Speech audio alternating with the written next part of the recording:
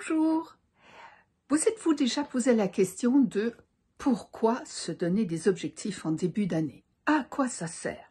Parce que autour de vous, il y a peut-être des tas de gens qui ne se donnent pas d'objectifs et qui réussissent bien leur vie, qui sont heureux et tout se passe bien. Oui, mais voilà, laissez-moi raconter une histoire. En 1979, à l'université de Harvard, des chercheurs ont interrogé 1000 étudiants en maîtrise et en doctorat. Et ils ont leur demandé simplement s'ils avaient écrit ou pensé à des objectifs pour le futur. Et ils ont été très étonnés d'abord des résultats, parce que seulement 3% avaient écrit leurs objectifs, ce qui est très très peu. Et 13% seulement y avaient pensé, mais sans écrire. Et les 84% n'y avaient même pas pensé pour le futur. Leur objectif était peut-être à court terme, mais pas pour le futur.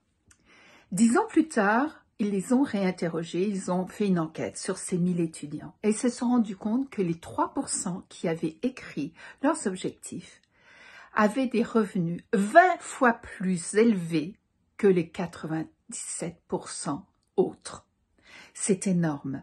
Alors, je vous dis pas d'écrire vos objectifs pour gagner 20 fois plus que ce que vous gagnez maintenant, parce qu'il y a des tas d'objectifs qui sont autres et qui sont tout aussi valables. Gagner de l'argent n'est pas seulement quelque chose qui va vous rendre heureux, ça fait pas forcément partie de votre développement personnel.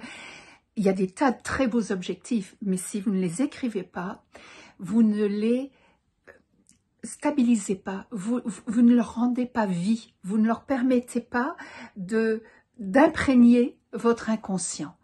Et parce que c'est important, la semaine prochaine, je vais vous livrer un texte pour encore mieux rédiger votre objectif, parce qu'il y a des étapes à accomplir, il y a un processus à suivre et il y a surtout aussi à faire attention à tous les freins, obstacles, problèmes, difficultés qu'on peut rencontrer.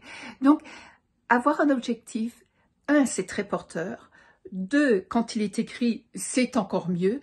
Et 3, quand on fait attention à suivre les étapes et à anticiper les difficultés, c'est là où on réussit le mieux. Donc, je vous invite à m'écouter la semaine prochaine parce que je vous donnerai des éléments sur les obstacles que vous pouvez rencontrer et à lire mon futur article. En attendant, commencez déjà par écrire vos objectifs plutôt que juste les penser et voyez ce qui vous attire le plus, ce qui vous ferait le plus plaisir, dans quoi vous épanouiriez le mieux à travers cette envie d'objectif. Sur ce, je vous souhaite une très très bonne journée, une bonne année pleine de beaux objectifs. À bientôt, au revoir.